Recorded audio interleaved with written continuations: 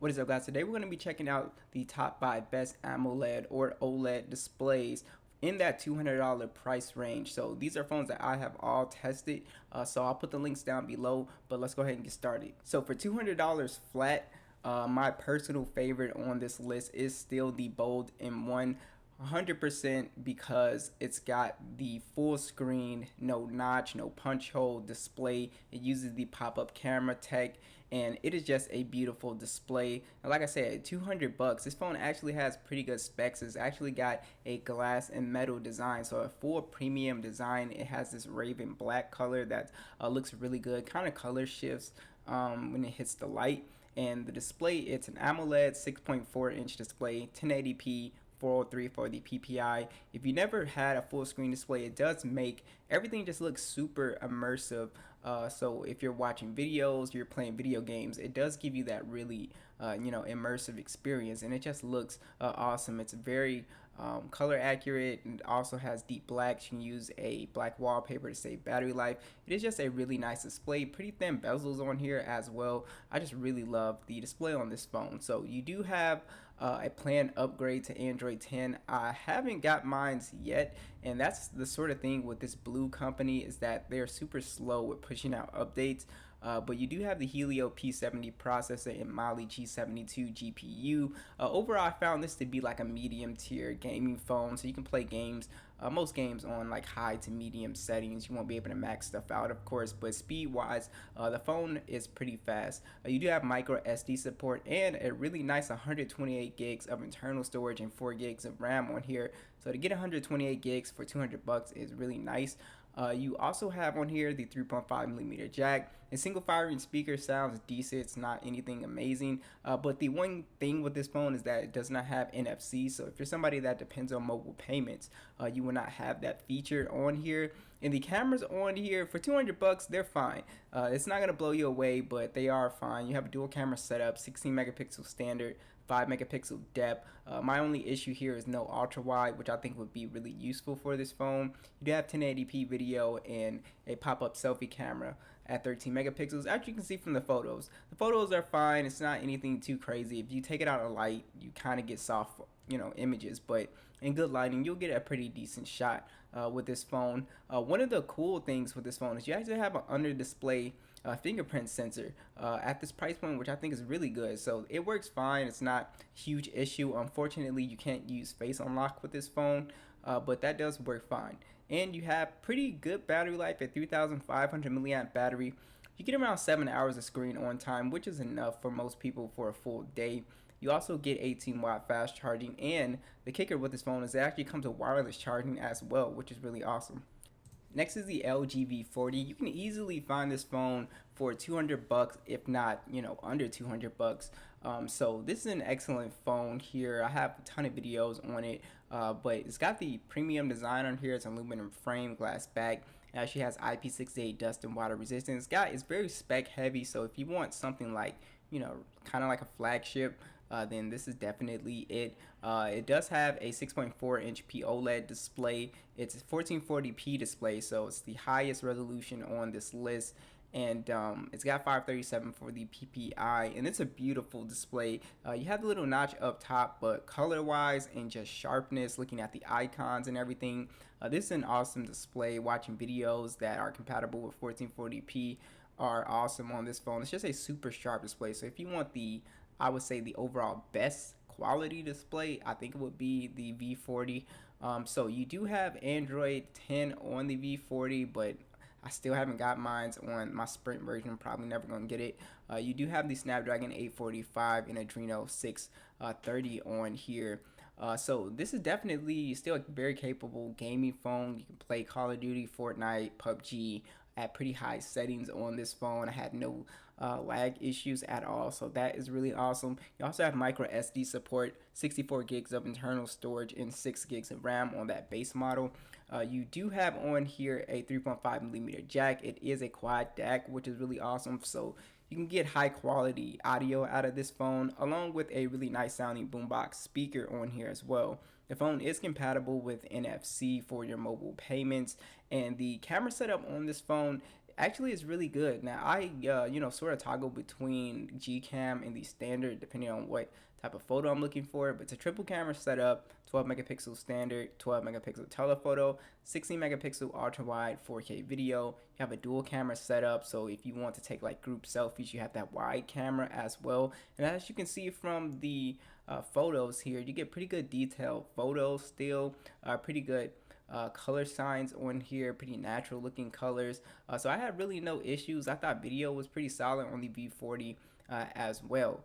So this phone also has a physical fingerprint scanner on the back that works very fast along with your face unlock. You also have a 3,300 milliamp battery with 18-watt fast charging and wireless charging. The V40's battery life is okay. It's like around 7 hours of screen on time, which I think is enough. Sometimes I'll get less, like 6 hours and 30 minutes. So it's definitely not like a power horse, but it will get you through a day. Next is the Samsung Galaxy A51. This is another awesome phone, and you get a really nice high quality, Samsung AMOLED display, Super AMOLED, and the design on here is not anything flashy. It's a plastic build, but it does have one of my favorite designs, the little psychedelic sort of shifting color kind of thing going on here. I've always loved that look on this phone. And the display is a 6.5 inch 1080p 405 for the PPI. It gives off beautiful colors. It's just a classic, high quality Samsung panel here. You also have the punch hole and pretty slim bezels on here as well. This phone is compatible with Android 11, and you will get the One UI 3.0 update. Now, the chipset is the Exynos 9611 with the Mali G72. Overall gaming performance and stuff like that was fine on the A51. Again, this is not going to be like a top tier gaming phone. It was just fine. You will be able to play at like high to medium settings on most games. You do have micro SD support and 64 gigs of internal storage along with 4 gigs of RAM on this phone. You also get a pretty decent sounding loudspeaker on here. A 3.5 millimeter jack is still on board. NFC is still on board with this phone for mobile payments. There is no type of water resistance, so do note that. And the fingerprint scanner under the glass, it's not the fastest one I've ever used, but it is accurate and it does work. If you press it, good enough, and it works. So it's not the fastest, but it works. So you do have on here very good cameras. So I'm really impressed with the A51's cameras. Now, the cameras, I would say you get like the really punchy Samsung colors, which I'm not a huge fan of, but it gives you that sort of like really unrealistic look. It's a quad camera setup, 48 megapixel wide, 12 megapixel ultra wide, 5 megapixel macro, 5 megapixel depth, 4K video with a 32 megapixel selfie. So the cameras are good. I love that both the front and back shoot in 4K. But like I said, the image processing, it does give you like the more realer than life sort of look, which a lot of people like. I sort of like the more natural look, so you can, mess with the settings and edit the photos and stuff like that. But they are very good cameras, and from what you can see here for sure. So this phone also has pretty decent battery life, a 4,000 milliamp battery with fast charging, no wireless charging, of course. And this is definitely an all-day phone for sure. Had no issues with battery life. Next is the Google Pixel 3a XL. So I put this phone on the list because I think it's pretty unique at this price point because it still takes, in my opinion, the best photos on this list, period. So if you want a phone that's going to give you some amazing photos, I still think this takes excellent photos. So it doesn't have a flashy design. It's probably got the least desirable design on this list. It's a plastic, bag plastic frame. And you kind of have big bezels up front and stuff like that. But you do have a 6-inch OLED display here. And you also have a 1080p display 402 for the PPI. The display is fine. It's a really nice looking display. Color-wise, it gives off some really nice, vibrant, punchy colors. I've always liked the display on here. But if you're looking for an AMOLED phone that is going to take the best pictures as well, this is definitely it. And this phone already has Android 11. So you're going to be the first to get the Android updates when they come out, which is another benefit with these Pixel phones. So you do have the Snapdragon 670 and Adreno 615. Gaming performance and performance in general is fine, especially with stock Android on here. I had no issues gaming on here. Again, it's sort of like a high to medium tier gaming on here. You can play Call of Duty, PUBG, pretty much any game I didn't run into an issue with. Now this phone does not have any micro SD support, but you do have 64 gigs of internal storage and 4 gigs of RAM. So if you download a lot of stuff, you might be forced to use the cloud with this phone. So you do have, again, excellent camera. So it's only one camera, but it's a 12.2 megapixel shooter, 4K video, 8 megapixel selfie. And again, the cameras look really good.